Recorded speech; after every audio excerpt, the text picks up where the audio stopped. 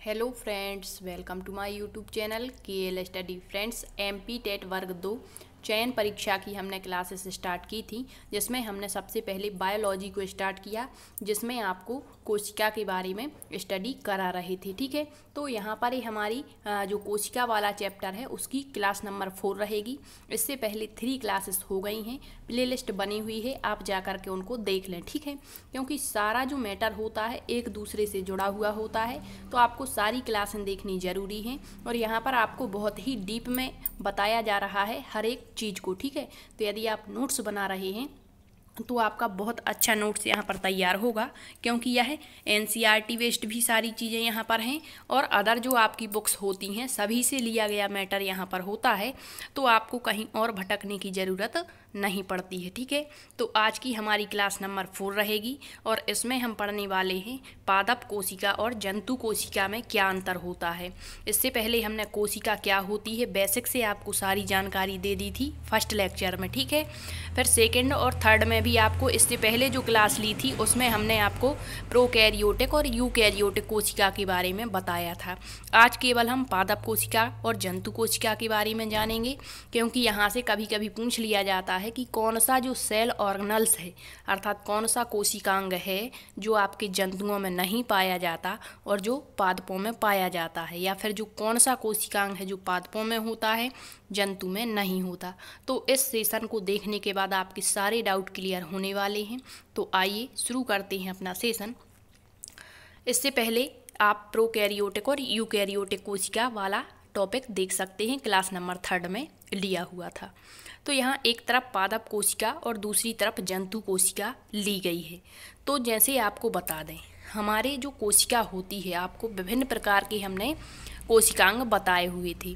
जैसे मान के चलिए एक पादप कोशिका है। ठीक है, मान के चलें ये पादप कोशिका है। अब इसमें विभिन्न प्रकार के कोशिकांग होंगे। अब आप कहेंगे कोशिकांग क्या है, तो सेकंड लेक्चर देख लें।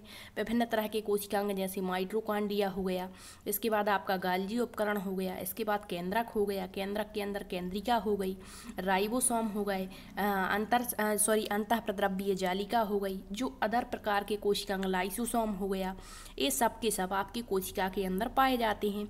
तो अब आपको यहाँ ये बताना है कि कौन सा कोशिकांग आपके जंतुओं में है, कौन सा आपके पादपों में है, और कौन सा दोनों में स्थित है, और कौन सा किसमें अनुपस्थित है। ठीक है, बस इतना यहाँ पर आपको पढ़ना है। तो सबसे पहले जो पादप कोशिका है इसका आकार छोटा एवं गोल होता है, ये आपको याद रखना है। आपने डायग्राम में देखा होगा इस तरीके से अंडाकार टाइप का। ठीक है, जबकि आपकी जो जंतु कोशिका होती है इस तरह का चित्र आपने बनाया हुआ होगा जब आपने जंतु और पादप कोशिका पढ़ा होगा। ठीक है, तो ये आपकी 8th और 9th में दोनों में आपका ये टॉपिक दिया गया है, मतलब NCERT बुक्स आप यदि देखेंगे तो वहाँ पर। ठीक, तो आपको ये याद रखना है कि किस कोशिका का आकार कैसा होता है। तो पादप कोशिका का आकार छोटा और गोल होता है, जबकि आपकी जो जंतु कोशिका होती है उसका आकार बड़ा और चौकोर होता है। एक अंतर हो गया। दूसरा, आपकी जो कोशिका झिल्ली है ये दोनों में ही उपस्थित होती है, चाहे पादप कोशिका हो चाहे जंतु कोशिका हो। तो ये आपको याद रखना है। अब ये कोशिका झिल्ली क्या है, तो आपको सबसे पहले कोशिका का जब स्ट्रक्चर बताया था तो कोशिका 3 भागों से मिलकर बनी होती है, कोशिका झिल्ली, इसके बाद कोशिका द्रव्य और केंद्रक, तो सारी चीज़ें बताई थी। तो कोशिका झिल्ली क्या करती है, तो जो आपके पदार्थ होते हैं किस पदार्थ को कोशिका के अंदर जाने देना है, किसको बाहर निकलने देना है, किसको नहीं जाने देना है, ये सारे कार्य करती है और एक स्थिति यानी एक आकार और आकृति प्रदान करती है आपकी सेल्स को। मतलब कोशिका झिल्ली दोनों में उपस्थित रहेगी, ये याद रखिए। नेक्स्ट है कोशिका भित्ति, आपके पादप कोशिकाओं में होती है, जबकि जो कोशिका भित्ति है जो सेल वॉल है वो जंतु कोशिकाओं में अनुपस्थित होती है। फिर आप कहेंगे कि जो जंतु कोशिकाएं हैं उनमें जो आपकी जो कोशिकाएं होती हैं उनको सुरक्षा प्रदान कौन करता है, तो ये दोनों ही कार्य आपकी कोशिका झिल्ली करती है। ठीक है, और जो पादप कोशिकाएं हैं उसमें कोशिका भित्ति पाई जाती है और किसकी बनी होती है, सेलुलोज की, ये भी याद रखेंगे। नेक्स्ट आपका अंतर हो जाएगा लाइसोसोम। लाइसोसोम पादप कोशिकाओं में अनुपस्थित होते हैं जबकि जंतु कोशिकाओं में पाए जाते हैं। अब ये लाइसोसोम क्या है तो ये भी हम पढ़ चुके हैं। लाइसोसोम जो होते हैं इन्हें आत्महत्या की थैली कहा जाता है और इसमें एक प्रकार का ऐसा एंजाइम होता है जो टूटी फूटी कोशिकाएं होती हैं, सड़ी गली कोशिकाएं, उनको पचा जाता है। ठीक है, तो ये लाइसोसोम होता है। तो लाइसोसोम पूछ लेगा क्या पादप कोशिका में उपस्थित होता है, तो नहीं, पादप में ये अनुपस्थित रहेगा जबकि जंतु कोशिकाओं में ये पाया जाता है। नेक्स्ट है प्लास्टिड। प्लास्टिड किसमें? पादप कोशिकाओं में पाया जाता है, जंतु कोशिकाओं में नहीं पाया जाता है। ठीक है, तो जो प्लास्टिड है वो आपकी पादप कोशिका का सबसे बड़ा अंग माना जाता है, याद रखिएगा। नेक्स्ट है प्लास्टिड के बाद आपका अन्न जो अंतर है, कुछ पौधों को छोड़कर जैसे कवक हो गए, जीवाणु आदि अन्य सभी में पर्णहरित पाया जाता है। मतलब इनको छोड़ दें यदि इन कुछ पौधों को, तो जितने भी अन्य पौधे होंगे उनमें पर्णहरित अर्थात जो भोजन का निर्माण करते हैं वो पाए जाते हैं, जबकि जंतु कोशिकाओं में पर्णहरित नहीं पाया जाता। ये सब के सब कैसे होते हैं? परजीवी होते हैं, पैरासाइटिक होते हैं। नेक्स्ट अंतर हो जाएगा आपका पादप कोशिका में सेंट्रोसोम नहीं पाया जाता है जबकि जंतु कोशिका में केंद्रक के निकट ताराकार सेंट्रोसोम की रचना होती है जो कोशिका विभाजन में हेल्प करती है। तो आपसे कहेगा सेंट्रोसोम किस कोशिका में नहीं पाए जाते, तो पादप कोशिका में। और किस में पाए जाते हैं, तो वो आपके जंतु कोशिकाओं में पाए जाते हैं। नेक्स्ट है पादप कोशिका में रसधानी या रिक्तिका होती है। मतलब जो जल संग्रहित करके रखती है वो रसधानी कहाँ पाई जाती है? पादप कोशिकाओं में, जबकि जंतु कोशिकाओं में ये नहीं पाई जाती। नेक्स्ट है भोजन जो है पादप कोशिकाओं में स्टार्च अर्थात मंड के रूप में संचित होता, मोस्ट इम्पोर्टेंट है फैक्ट, जबकि आपके जंतु कोशिकाओं में भोजन किस रूप में संचित होता है? ग्लाइकोजन के रूप में, ये भी याद रखिएगा। नेक्स्ट है इसके कुछ उदाहरण हैं पादप कोशिकाओं के, जैसे लाइकेन, कवक, आवृतबीजी, अनावृतबीजी, ब्रायोफाइडा, टेरिडोफाइडा, ये सब के सब आपके किसके उदाहरण हैं? पादप कोशिकाओं के। नेक्स्ट है आपके जंतु कोशिकाओं के उदाहरण में प्रोटोजोआ, कशेरुकी, आकशेरुकी आ जाएगा। ठीक है, जो आपके ब्लड सेल्स पर डिपेंड होते हैं, रीढ़ की हड्डी पर डिपेंड होते हैं, जिनमें पाई जाती है वो कशेरुकी, जिनमें नहीं पाई जाती वो आकशेरुकी। नेक्स्ट है सीलिया एवं फ्लैजिला नहीं पाया जाता है, किसमें? पादप कोशिका में। अब आप कहेंगे सीलिया और फ्लैजिला क्या हैं? तो जो सीलिया और फ्लैजिला ऐसे रोम युक्त आकृतियां होती हैं जो कोशिका को मोशन प्रदान करती हैं, गति प्रदान करती हैं एक स्थान से दूसरे स्थान पर जाने के लिए।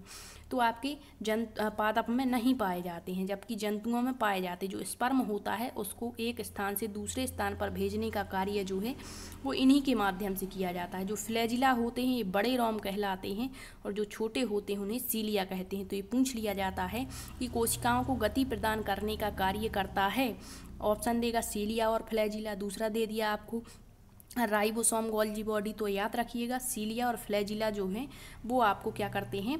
गति प्रदान करते हैं कोशिकाओं को एक स्थान से दूसरे स्थान पर पहुंचाने के लिए। अब जो दोनों में उपस्थित हैं, मतलब जो दोनों में कंबाइंड रहेंगे वो होंगे आपके कोशिका झिल्ली। आपकी पादप में भी पाई जाएगी और जंतु कोशिकाओं में भी पाई जाती है कोशिका झिल्ली। कोशिका झिल्ली का कार्य क्या होता है? ये लिपिड और प्रोटीन की बनी होती है। किसकी बनी होती है कोशिका झिल्ली? लिपिड और प्रोटीन की होती है, जिसमें लिपिड के 3 स्तर, प्रोटीन का 1 स्तर होता है इस तरीके से। और कोशिका झिल्ली जो होती है वो अर्धपारगम्य होती है। ठीक है, पदार्थों का आदान प्रदान करने में सहायक होती है। नेक्स्ट है माइटोकॉन्ड्रिया। ये भी आपके दोनों कोशिकाओं में पाए जाएंगे, जंतु और पादप दोनों में। अब माइटोकॉन्ड्रिया को क्या कहा जाता है? तो ऊर्जा ग्रह कहा जाता है।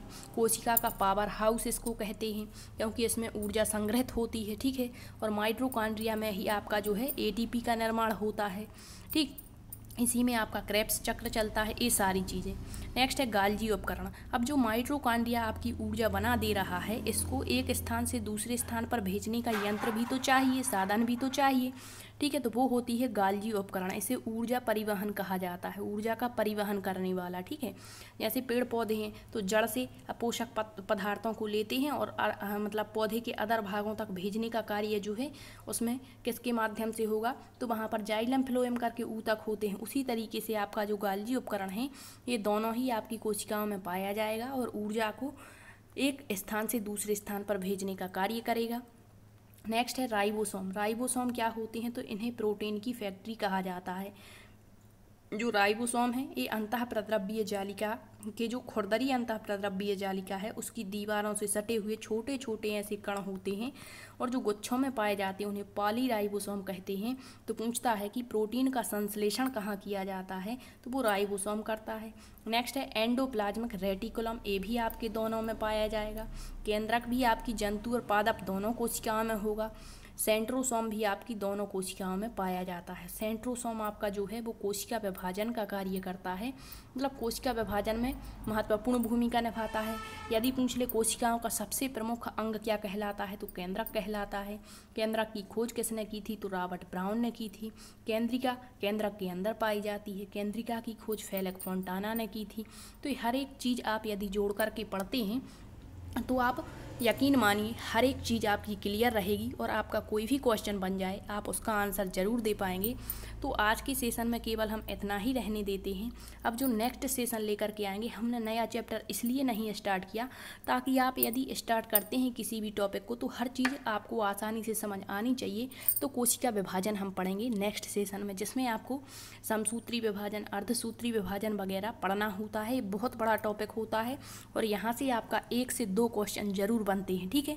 तो ये हमारी आज 4 क्लासें हो गई हैं कोशिका पर। अब आप कहेंगे क्या कोशिका के बारे में इतना सारा पढ़ना है, तो कंपटीशन बहुत ज़्यादा है और यदि केवल आपका मेन सब्जेक्ट आना है तो फिर तो आपको बहुत ही डीप में पढ़ना पड़ेगा, क्योंकि केवल 100 अंक का एग्ज़ाम होगा आपका और उसमें केवल आपका मेन सब्जेक्ट। तो आपको मेन सब्जेक्ट पर पकड़ होनी चाहिए, हर एक चीज़ आपको आनी चाहिए, तभी आप जा कर के कहीं अच्छा स्कोर कर पाएंगे, ठीक है।